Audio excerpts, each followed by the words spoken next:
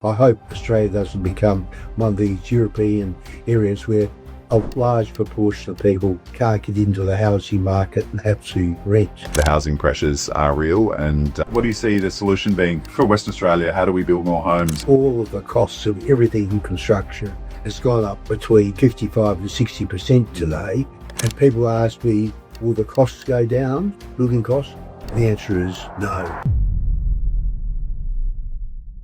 Welcome to Own It, your property partner. Open chats about money, property, and everything in between. I'm Adam Shao, founder and owner of Locale Property Group. We're recording on the land of the Whadjuk people. Today we have an industry icon, someone that's created more than just suburbs. They've created master plan communities across Australia. With over 50 years experience creating incredible communities for Australians, today our guest is Nigel Satterley. Nigel, you've been a driving force in Australian property for the last 50 years. What inspired you to start Satterley Property Group? So after being a home builder for 10 years, really to look at building master plan communities, places where families would like to live. That's the whole family, from the grandparents, the singles, billionaires, and their parents all living together. And housing affordability has been a great passion of mine. Incredible. Run me through the early days. Obviously, you're saying you're a home builder initially, and run me through that and what sort of made you transition into becoming a land developer. So it's quite interesting. So I started off home building in the 70s. We became the largest WA home builder, doing about 600 homes a year.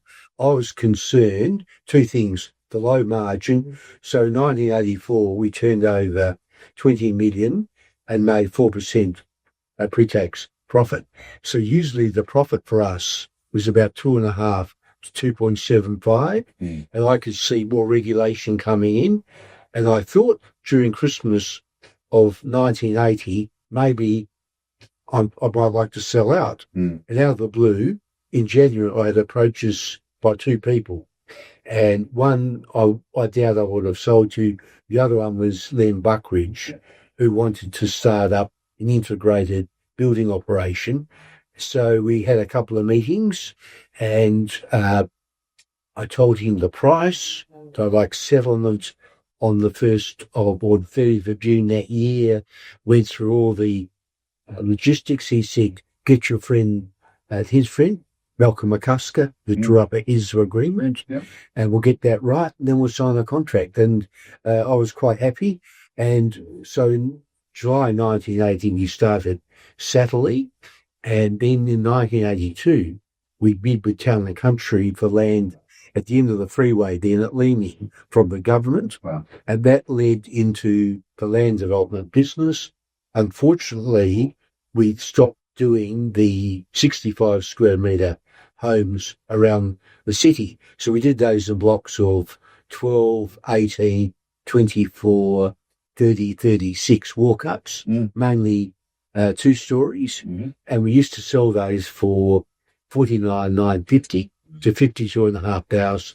The total cost was about $39,000. So they were very profitable, and they sold like hotcakes. Wow. What areas were those in? So they were in a big park, Nice. South Perth, along Canning Highway, Mount Lawley. You call it the boundary of Shedden Park is Subiaco.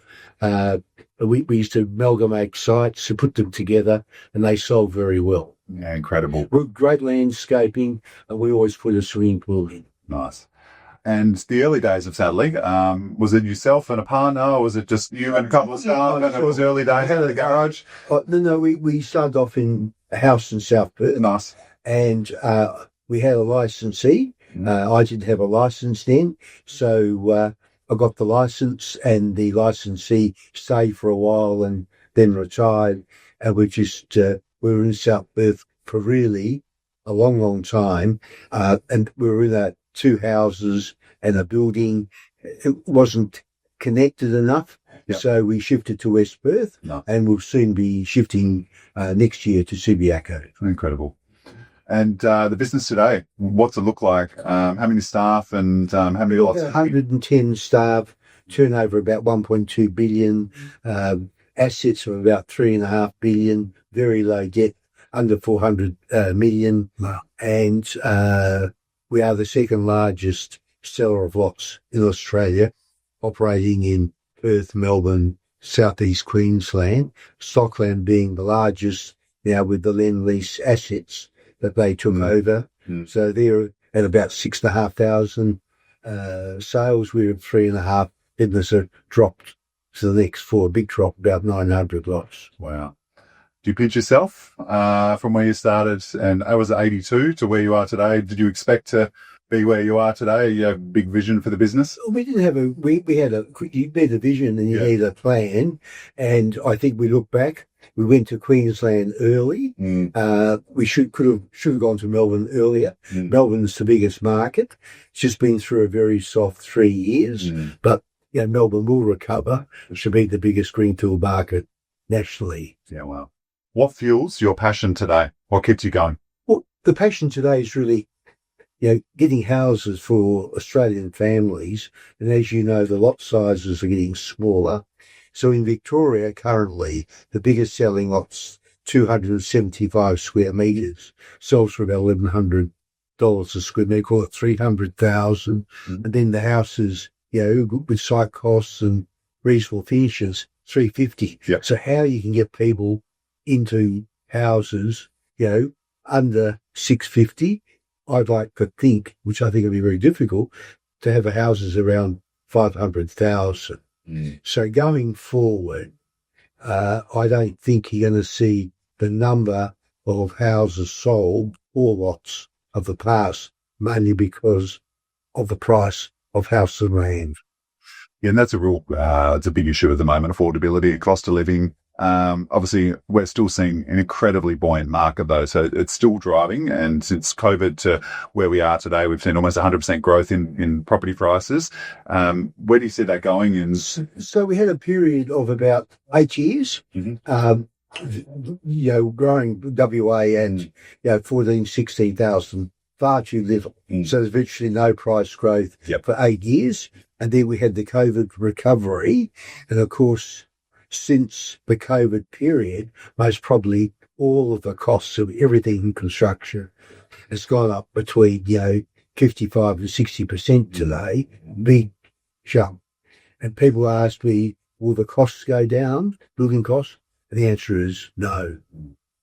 And so housing will become, I hope Australia doesn't become one of these European areas where a large proportion of people can't get into the housing market and have to rent. And, we worked with the government during the campaign carefully to say, bring back the 5% deposit guarantee. And that, with the two main banks have been lending that, CommBank and NAB are very, very responsible, good lenders. And we said to the Treasurer, we don't think it'll help the market, certainly won't stimulate it to big heights. And that's where people can say 18 to 28,000 on mortgage insurance is terrific. So the government has a big appetite for that. They're going to look at a shared equity program, which should be very good. There's a lot of, the West Australian shared equity model I brought back to the government from Scotland. It's a good market.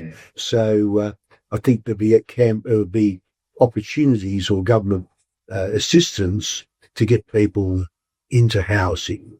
Absolutely. But not all the volumes we've seen of the old days. Yeah, it's pretty crucial for people that can afford to get into the market right now to try and get into the market as soon as they can. Yeah, and that's why that I think it's negative politics from the Liberal Party and others about the 5% guarantee, because the house today will be significantly cheaper than the house in 6 or 9 months' time. The same with the land and what have you. Yes, exactly. So land supply is at the top of mind of many home buyers right now. What's the current state of the market? Well, really, the market is demanding more lots than the industry can deliver. So machinery is fine, materials, it's manpower, and the subcontractors say to me, Nigel, we're not working for you. You got to realise we want to work less for more money. And we're not going to work on Saturdays anymore. We want more money for less work. So the land will become in short supply for the next foreseeable future. But Adam, we're titling a lot of blocks. You do get 10-15% cancellations. So we encourage all the salesmen to work with our people. So if they've got buyers for a certain size lot, to let us know so they can grab the lot. And the fallovers are selling within 2 weeks. Correct. Look, we as a business, we're just over 2.5 years old, and we're growing exponentially. And we're proud to say our number one developer we work with is Satterley, and that's just down to an incredible master plan community. For that, yeah. No, you guys deliver an incredible master plan community. Your people and your team are just awesome to work with, and they're very proactive. And you've got supply as well. You are genuinely a powerhouse, not only in WA but nationally. So, we're super grateful for the relationship we have with you guys. But we're just seeing that demand, like you said, it's just a completely outstripping, supplies being completely outstripped by demand. We genuinely encourage people, if they're in the position to be able to afford a home now, capitalize on that, because property prices are continuing to rise. We're seeing the timeframes of how long it's, taking for someone to want to secure a block of land, for them to actually achieve a block of land. Sometimes that's up to 4 weeks now. They want to get into a release, and we saw one recently. I think they released around 15 lots of land, and I think there was 150 people trying to purchase those lots. So, 90% of the people pretty much missed out on a block. So it's pretty crazy times, but it's also exciting times for the WA economy. Like you said, we went through a pretty tough time there from 2015 to 2019, which I don't think any of us really want to go through again. And it's nice to see that the market's going in a positive direction. Absolutely. And look, West Australia, 48% of the exports come from West Australia, for about 11% of the population. Yep. So economically, WA's in a good spot. It's got low debt. We're getting now a fair share of the GST, the royalties, the infrastructure is being built, but the land supply is a long way off from being satisfactory. But we're feeling confident that the main builders are capping their monthly sales to the trade base, which gives us a lot of confidence. And Adam, we're trying to get our sales, when we tell you a date, to be a realistic date. And I think we're working towards keeping ourselves not beyond 9 months. Most builders will hold their price 9 to 12 months. Yep. So we want to try, and when we say it's 8 months for a title, deliver on that date. I love it. What advice would you give a first-home buyer trying to secure a property in today's market? Well, what we can see that a lot of them get spooked by these home opens, properties that are overpriced or need lots of work, really working with trusted professionals. And, I see the best housing salesmen, and they are very capable, the really top ones, but, they can actually they know what to do. They're up and about working with people like us, get the block to put the house together, or the house and land, and very few lots in Perth get sold without a home. So it's all package deals, finance driven, and you work with a builder that tells the truth and a top salesperson that knows exactly what's happening, and that's what I'd be doing. Absolutely. It's like you said, the established market is out of control. And like I said, there's 50 people going to one property. It's the best. I can't think that quick. And correct. It's you're buying one of the most important purchases of your life, and you need to make a decision basically within 12 hours. Yeah. You need to probably stretch your budget. Maybe wait 2 days from there. So. Correct. Yeah. Stretch your budget probably 20% above where you wanted it to be, because they're selling far over the perceived or the original asking price. Where that's why we're seeing such a big rush in house and land, because you can somewhat control the cost. The land is the price. You're not bidding against anyone else. You guys price your land at a very fair price, and it is what it is. And build prices are generally locked in if it's the titles are within a reasonable time frame, and they know what they're getting into. And often, for what they secure it for, by the time they get their keys and they hand that property over in a positive situation, you've got some equity in the property as well. And you're in a beautiful master plan community. Your house is brand new. You haven't got any warranty issues. It's not, you don't need to go in and give it a paint, rip the carpets up. It's a beautiful, nice home. So, Look, we're seeing that as a huge rush, and it's just so essential that we build more homes as well, because we've got that serious undersupply. So there's a shortage of dwellings in Australia, about 450,000 shortfall. So the demand, based on 1.1 million persons every 3 years, and that fluctuates from 1.1 to 1.4, you need around 170,000 new dwellings per annum. If everything goes right, and we can't at the moment, we only do 130,000. So for 15, 20 years, there's been a shortfall of at least 40,000 dwellings per annum. So that's why the rents are high. The rents aren't going to go down like the building costs. And what's driving that population growth? Population growth, I mean, really Australia, on the low number, you have births over deaths. It fluctuates 140 plus 140, 160. Immigrants, low number, 240, 260. So it gives you roughly growing at 400,000 a year, which I believe Australia needs and can handle. I love it. Look, we are a massive nation, and we've still got a population sub 30 million, which we're still a small nation comparatively. But like you said, the housing pressures are real. And what do you see the solution being?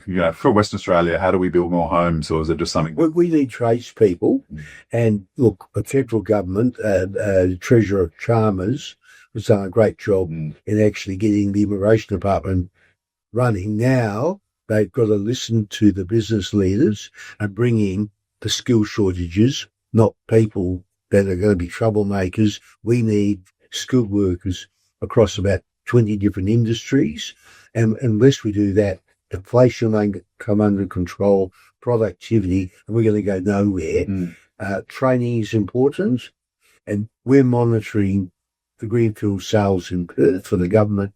We think they're about 80 a month better than this time last year. Completions, you can think Filipino bricklayers, trades, and also the builders simplifying plans, and also the government's trade incentive to get tradies from the east. Yes. I know a builder personally that's out there currently recruiting internationally and having to come bring these migrants over to try build the homes, and then the challenge is housing these people that we've already got a housing shortage. Are you seeing that pressure where we're trying to? So the ones we have helped are buying houses, and they're putting maybe 8 blokes or 10 blokes into these houses. They pay rent, and the Filipinos are happy to work 7 days a week. They're happy to work long days, certainly 6 days, and our landscaping contractor has brought in now about 150, and we're going to work with him to try and get the top ones family visas so they can stay, because they make a great contribution to our country. Yeah, I love that. That's amazing. So Satterley operates in Western Australia, Victoria and Queensland. What trends are you seeing nationally, and how do they differ from Western Australia? So very easy. So we think by Christmas, nationally, the largest selling block, or number one selling block size, will be 313 square metres, 12.5 by 25. We think that's the number one selling block in Perth. In Melbourne, it's 12.5 by 21 or 22, so it's 275 square metres. And in Queensland, because of ventilation, heat orientation, it's come back to about 12.5 by 30, 375 square metres. So all around Australia, with the last, say, 5 or 6 years, dining room's gone, the living room's gone, and we've got this one big living area, al fresco dinner, a study nook or a TV nook, and that's what we're seeing. The homes and the lots are getting smaller because of the price. It's price, but it's also modernisation of our cities as well. With the urban sprawl somewhat happened, and now we're having to. There's more people moving into certain cities. We have to make things smaller, like every other major city across the globe. And 80% of people live in Australia want house and land. So the biggest immigrants to our country are the Indian families. They all want house and land. The second biggest are the New Zealand families. They want house and land. And the apartments, so as it's high in, the construction costs too high. Yeah. They can't get funding. There's not the builders to build them. So, women don't want to live in high rise with little kids. Yeah, that makes sense. What are you seeing economically in those states? Obviously, Queensland's doing really well. Victoria's Queensland's the strongest market. Yep. And people are very negative in Victoria. We're seeing that soft recovery, and we think it will get back to about 14,000, not 18 in the past. Slower price growth. We tell people the Labor government will get re-elected in Victoria. Lots of work there for truck drivers. We're seeing people coming back there from Sydney and Brisbane because the price difference now between about 200,000 for Queensland. Melbourne is 400 to 450 the greenfields versus the two greenfield corridors of Sydney. And you call it the middle class jobs are in Victoria. So the last 120 days, Victoria's getting the highest domestic immigration, and it's the fastest growing part of Australia. 126,000 people last 12 months settled there. Yeah, like you said, it's the sentiment that's been pretty tough there. And I personally bought a couple of properties in Victoria because I see that economy recovering. But what's your predictions, I guess, for Victoria, and how do you see that market recovering, and when do you see the house and land? I think going forward, 18 months, 2 years, be back to 14, 15,000. I can't see it getting up to 18 like the old days. Slower price growth, and Victoria will recover. It has to recover. The debt there is heading to 200 billion. The Feds won't do a bailout. So, it's a great city, the best city in Australia, and it will get better. It will recover at a different level to the past. So you pioneered the master plan community in Australia. Can you explain to the listeners what that actually means? So master plan's about having a variety of lot sizes, of course, price points, and you can have one street, the grandparents, who play a huge role today because mum and dad work in most cases, taking the kids to school, running around for sport, helping with the homework, and helping prepare the evening meal. You could have another street where the daughter might be a nurse that's got a small apartment there or a small villa, wants to live by herself, wants to be close to her mother and father, her siblings, sisters, then the grandparents, and you can have, dad living in the house with the secretary, mum's in another street with the kids, grandparents up the street, and the single daughter living in another street. So they're places where they cater for what happens in the suburbs. Adam, we're now building toddler parks for the 2 to 4 year old. There's no backyard or very small backyard where the mums have asked us. We think we do the best parks. I mean, Mirvac, Stockland do great parks. We want to, we're all doing parks because they're the family room. We're now being asked to do dog parks. There's 1.2 million dogs in WA, 1 million cats. And, I ask people, why you have 2 dogs? They say the vet tells us the dogs will live longer.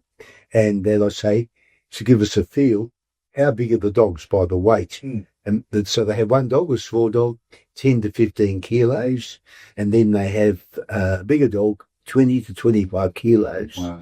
And so we're going to build more dog parks where both the park, you have 2 areas, one for small dogs, a bit like the toddlers park, one for the bigger dogs, seating, shade, they're like meeting places. Nice. So the dogs, since COVID, the vets will tell you, they are like part of family for people. Absolutely. That's our only baby in our life is our dog, and he sleeps on our bed, and he's most pampered dog there is. And What type of dog have you got? he's a Shih Tzu Maltese. Well, they're Shih Tzus Maltese. Love women. They're fantastic. Yeah, he doesn't love me much. He's a bit bitey, but that's okay. They love women. They love women. I know the hierarchy. It's Yasmin, Jackson the dog, and it's me. So it's as long as I know my place, it's good. Also, we always see incredible shopping centres and some anchor tenants always in your estates as well, and obviously new transport. Run me through that. The transport's very important. We find in Perth, people don't want to drive more than 40 minutes to work. If you take the northern suburbs, less if you go out, say, 30 Ks and then beyond, less than 4% of the people work in the city. Some might work in Osborne Park. A lot of them are FIFO workers. A lot of them are mobile workers, tradies who only want to work north of the river. And then, as you know, there's a lot of employment in Balcatta, Osborne Park and through there. So the city's less people in the city today than 20 years ago. Yeah, wow. Can you share how the idea of a master plan community came about and why it's so important to first home buyers? Okay, it came about because the way we live today is different. And the last 15 years, the involvement of the grandparents. So the grandparents or their mum and dad are selling out their home, saying Double View, where they've made an absolute great profit, helping their kids get started. And then they've got to get involved, helping them through school. So it's the lot sizing, you're having good elevations, variety of lot sizing, the parks, and then being close to public transport, a good road system to where they work. And of course, we've seen this metro net rolled out with wonderful bus stations. So Perth, for the next 100 years, has got great public transport. The next 50 years, I could draw a boundary of Perth, how it's all going to be developed. And, the quarter-acre block's gone. We started the 700 square metre block. Then it was 450, and now it's 300 square metres or less, Adam. Yeah, and with the master plan communities, it's incredible to see that people generally don't have to leave the community. Everything's so close by. They don't want to know their neighbours. The mums make unbelievable friends once the kids go to primary school. And they used to have long-lasting friends. And I know my wife, for instance, our son's 33. She still catches up with the mums that were in primary school and in high school because they all have similar similar time of life. And those are lasting friendships. Absolutely. With over 4 decades in the game, you've seen multiple cycles. What do you see the role being for developers over the next 5 to 10 years? So the land developer is the guy that has the serious, heavy capital. It's a capital heavy business. So we buy sites from 60 million generally to say 250 million. So you buy something for 60 million, you need 40 million capital. So it's an illiquid asset. Banks fund the rest. You buy something for 200 million, you need about 175 million. So you have the land development now. You've got the biggest developer, Stockland, with a land bank of 85,000 lots. The next biggest all around 25 to 30,000 lots. So you have one major land developer who does the land development. So when I was a home builder, and they were forming the UDIA back in the early 70s, the founders of the UDIA used to say to me, Nigel, you're the capital light guys, the building company. You need no capital to start a building company. We are the chassis guys with all the capital. Without us, you're buggered because the builders historically in Perth have had it too easy. They won't build still, reluctant to build spec homes. Most of the bigger ones have got a little bit of land development, but you need a lot of capital for the land development industry. It's a capital heavy, illiquid asset. So do you see that, given the barrier to entry, there's going to be probably less developers coming into the market, or are you seeing less falling out, or is it sort of remaining the same?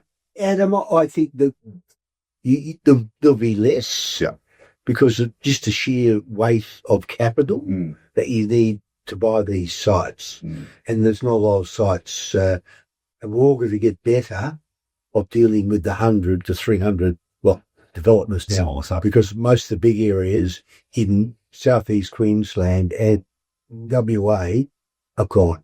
Yeah, I'm hearing that all the time from yourself and developers that land is, acquisition of major sites is a real challenge, and it's seriously competitive as well. There's probably not a lot of margin sometimes left in some of these sites and what the sellers are trying to sell them for. Is that a challenge? Yeah, that's a challenge. And I mean, because if you're investing 40 to 175 million, paying over the top, you can't dig yourself out. No. Especially with lower price growth affordability. So, it becomes difficult. And I remember Len Buckridge one day ringing me up, telling me he's going to send all the land developers broke because he was going to become a land developer. And I said, Len, you tell everyone to make 200 million a year or 220, you haven't got a spare $1 billion or $2 billion to sink into land, and you haven't got the patience for to get the approvals and everything. And I think he bought a couple of pieces which turned out to be, not good investments, good EGC down in, places like Baldivers, back of Gosnells, which I think they've sold the family at, a loss. Developers are crucial, and it's they're very, very positive for the economy, but also putting a roof over people's heads. Absolutely. The things, obviously, people are a little bit more sustainably conscious now. The things that developers are investing in to make the newer communities more green, sustainable, more trees, etc.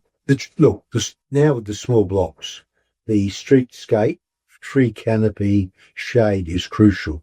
So we're going to bigger tree stock in the reserves. We want to see that front gardens better so that you get a very good, call it Shedden Park, Old Shedden Park, Subiaco feel quickly with that big tree, shade canopy, soften, the small homes.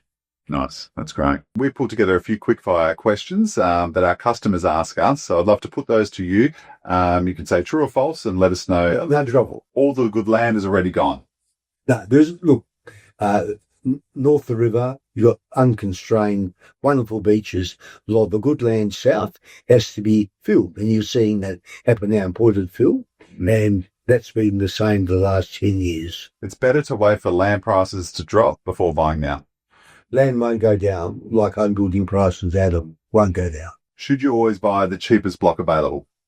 Not really. I think we pioneered the flat level block so you don't have dividing fence issues, dangerous driveways. So you want to buy a block with a good elevation. People don't like blocks that fall away from the road or fall off from the road steeply.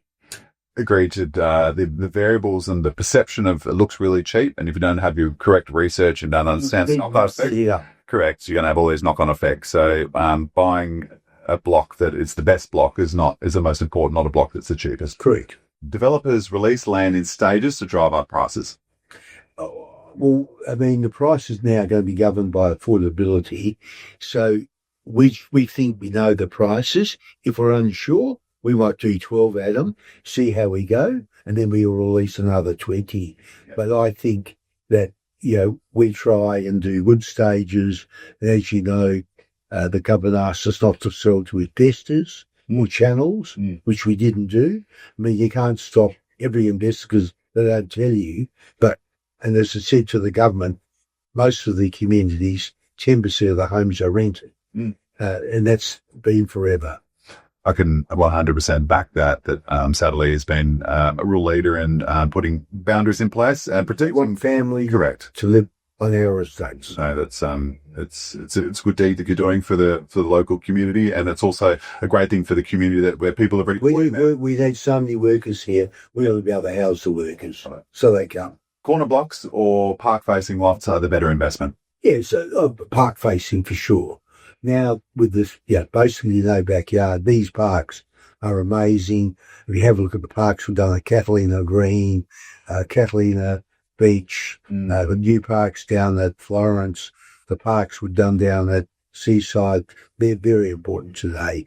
And we're spending, in old language, 800,000 an acre in some cases building these really good parks. Spectacular parks. What I love about your communities, there are literally parks around every corner as well. Is there an average that you guys have from like walking distance from a park to? Not really. It's just on the planning. Yeah. But roughly 10% of the land is taken up by open space parks. Love it. Is it normal to wait 12 plus months for titles these days? Well, we were very efficient in the old days. Build the lots in 6 months. We're doing everything we can to do it in 10 months. And it's not that easy. No. And that is, unfortunately, the way. So one of the major contractors that's done a lot of work for us, the performance is nothing more than disgraceful and not organised, gets paid within 2 or 3 days. So, it's disappointing. You built long-standing relationships with industry partners, and you're a trusted voice in housing policy circles. How important is collaboration between developers, builders, governments, buyers advocates like Locale to improve housing outcomes? Very important. And look, Adam, in business or in life, relationships and trust are everything. If you haven't got that, you haven't a good brand, you don't go anywhere. But collaboration is very important. And when the UDA was being formed in the early 70s, we were invited to go as a major builder. We wanted to see uniform approvals, right? And also certified approvals to speed up. Nothing's happened. And if as you know, each council seems to have an unnecessary different regulations where if it was uniform, it would be a lot quicker. But the industry, the banks who play a major role, government are very important. What's one of your proudest moments you've campaigned, I guess, within the communities? I always see you working with government bodies and, people of power within the industry. What's something you're proud of? I think when I approached Mark McGowan, who I've known for a long time, and he became Premier when he was a councillor at the City of Rockingham in the early 90s. I said, Mark, I don't know, but we may be able to get an outcome for GST for Western Australia. 30 cents is ridiculous. And he said, Nigel, anything you can do will help us, because if not, the debt very quickly, the state debt will go to 50 billion. So I thought about it for a week. We approached some prominent leaders, Michael Chaney, Andrew Forrest, John Boynton. He said, would you work with us to try and get an outcome for the state? So that was us going to ask Prime Minister Turnbull for, would he help a new Labor government with a new Premier and Premier McGowan, Ben Wyatt, the Treasurer, and we were able, over 1 year and a week, to get the outcome for the people of West Australia, where it went from 30 cents to 75 cents, an extra, really an extra 3.5 billion extra above where it was. That's one of the things that... That's incredible. For the state. Then we did another GST, which had a big effect for local authorities, where they don't have to pay GST on certain construction things. So they're the things that we're proud of, and also talking with the government about bringing back the 5% deposit, not waiting until January 26. And the government's very open that Commonwealth Bank, NAB, who distributed the product, other banks from now do it, have done a great job in making sure creditworthy people are lent this money without mortgage insurance. It's incredible. The change with the GST, obviously that was probably one of the catalysts that really sparked the WA economy back into gear, because we went through a really tough time. And that people are very parochial here, and that they don't want to see the wise men from East taking our money, and 30 cents versus 75 cents is a big difference. And, unfortunately, the Liberal government couldn't negotiate for Prime Minister Turnbull, and we were able to get that outcome. We funded all the reports. ourselves. No, it's a gift to the people of Western Australia. So, and it was a huge gift. Now the GST team's back to make sure the position doesn't change. I love it. That's it's been a huge impact for all of us in Western Australia. It's incredible leaders like yourself in the industry campaigning real change, and it does affect everyday Aussies because that's coming back into Western Australia. It's a fair deal. Everyone looks at it. It's not a one-way deal. No. It's a fair deal for the people of Australia, and this government have managed their finance well. Not like Victoria, and maybe not like South Australia and New South Wales and Queensland. We've had good Treasury governments from WA. Yeah, I love it. And similar with the first-time buyer deposit scheme, that's been like I said, anywhere from $18,000 to $25,000. That's saving everyday Aussies to get back into the market. It's helping people get into the housing market, which is incredible, but it's also helping stimulate more properties being built because we need more properties to keep up with the demand. So it's only a positive thing. And the banks have a long history of being very good lenders to people. Yeah. What would you love to see change in the land development space to better help buyers today? We would like to see the state government issuing approvals, the Federal Environmental Agency working with the state, and really there's just one approval, state government doing the approvals, working with the federal agency, I think fee for service. So in other words, so the government agencies can hire top people or more top people, 3-year contracts, and pay them more money because the developers pay for service. They hire the people. And we think that would help uniforming and more certification of the building approvals. Less red tape, more speed, essentially, is what we're trying to achieve. If you don't, less inconsistency. And if you don't, if you do the wrong thing, you get heavily fined. Yeah. And of course, it affects your brand. Yes. What would be your advice for someone looking to buy a house and land in the next year?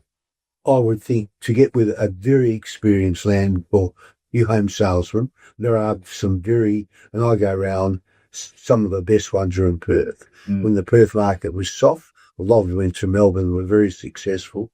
Someone that's up and about can help them get the home they want, that's really, proactive with the land development industry to get the blocks. Yeah. And, we're issuing a titling, 600-800 blocks over the next 3 months, and we know 10 or 15% of those will fall over. So there is stock coming to the market. Love it. And what do you see happening with prices in the next 12 months in Australia? Okay, so the banks put out in January what they think the residential market will increase, the 5 top banks. So we thought this year that Perth would go up in our space 5 to 7%, 5% certainly, maybe 7%. I think that'll be it. I think next year maybe 6 to 7% for 26 calendar year. And what do you see driving that ongoing growth? Is that just supply? It's just really supply. Costs are going up. Really, all the costs are now labour costs to the subcontractors, where there's a huge shortage of workers. So I'd love to say congratulations. You recently won West Australian of the Year within the business category, and that's been incredible work with master plan communities across Australia. What does that mean for you? Oh, it's just recognition. And I've been doing this for more than 50 years, and we're still learning, right?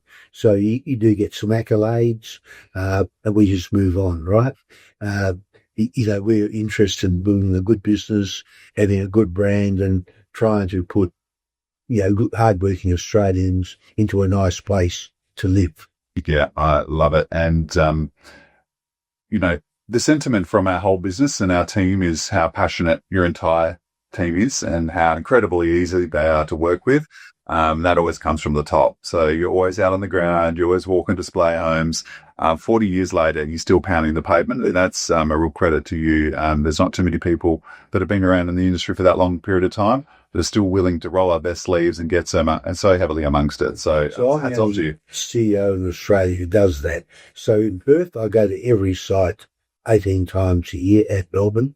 and Queensland about 8 times. I'm hoping to go more. So that's how you keep in touch with the people that buy our products. Absolutely. I love it. What legacy would you like to leave behind? Satterley's created an incredible business, but what would you like to leave behind over and above that?